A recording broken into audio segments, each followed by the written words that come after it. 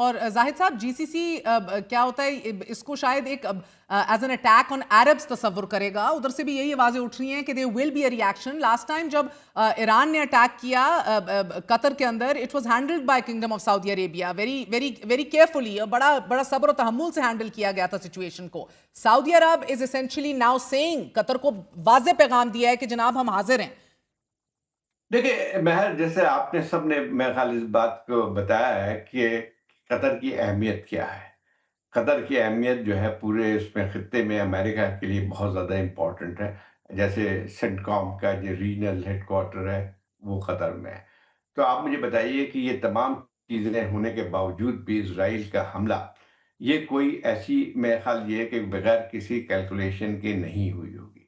मैं इसमें बार-बार इसीलिए ज़ोर दे रहा हूँ कि इस किस्म का बहुत बड़ा रिस्क है। ये ईरान पे हमला नहीं है या जो है ये यमन पे हमला नहीं था इज़राइल का, जिसको इस तरह से टॉलरेट किया जा सकता था। ये एक उस मुल्क के ऊपर हमला था जो कि न सिर्फ़ जीसीसी के जो एक लिहाज से डिफेंस टेरिटरी है, उसका मेंबर है, बल्कि आपने जैसे सबने कहा कि जो है उसकी अमेरिका के लिए भी बहुत अहमियत उसकी है हासिल है।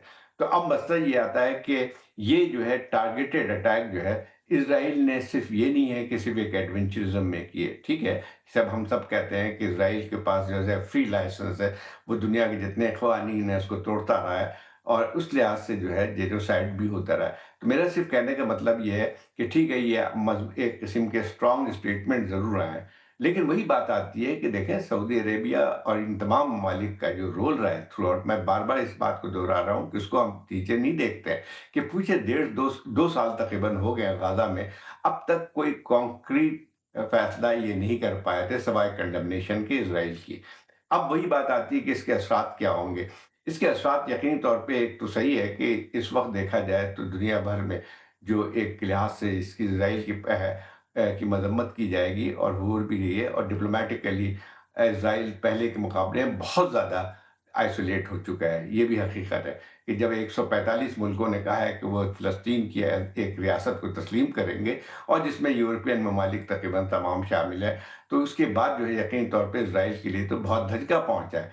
इन तमाम चीज़ों के बावजूद भी अगर हम देखते हैं कि इज़राइल की कार्रवाइयों पे कोई भी असर नहीं पड़ा है।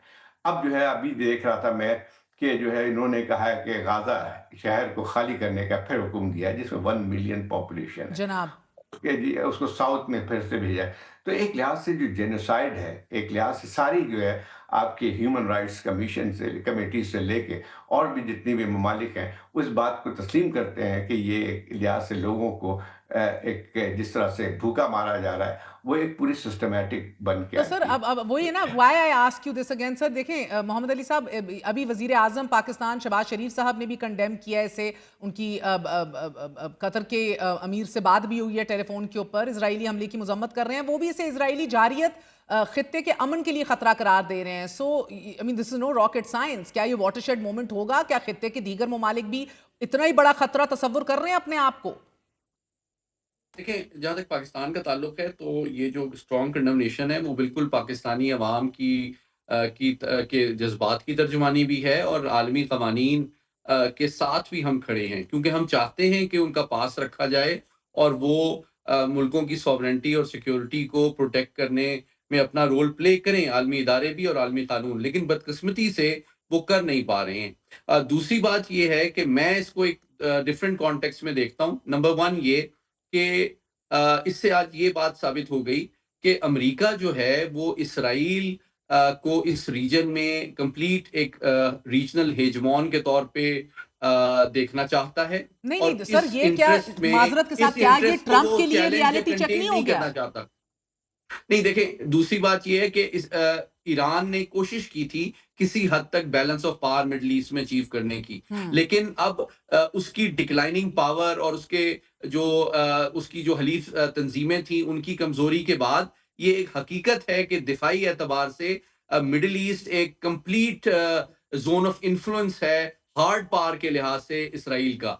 तीसरी बात ये है कि जिस तरह मैंने पहले गुजारिश की कि इतने बड़े सेंटकॉम के बेस के एयर स्पेस के अंदर हमला अमेरिका की नॉलेज, कंसेंट मैं नहीं कहूंगा, नॉलेज के बगैर पॉसिबल ही तो नहीं सर है। मान और लिया। चौथी बात ये है, हाँ, बोले तो बोले। आखिरी बात मैं कर दूं कि जो अरब ममालिक हैं, हकीकत ये है, इसको हम पब्लिक में ज़्यादा बात नहीं की जाती, कि वो हमास को कोई बहुत ज़्यादा सपोर्ट नहीं करते हैं। वो अरब और इसराइल की अब्राहम अकॉर्ड के मुताबिक नॉर्मलाइजेशन के रास्ते में एक रुकावट समझते हैं, जो कि पब्लिक सेंटिमेंट और स्ट्रीट सेंटिमेंट के कॉस्ट जब अगले चंद माह या सालों में कम हो जाएगी, तो it will be a matter of time. और सदर ट्रंप का जो विजन है ना इस खित्ते में पीस का, वो यही है कि peace on at the terms of America, peace at the terms of Israel, उसकी टर्म्स पे ये पीस होगा। पीस का मतलब जंगबंदी नहीं है।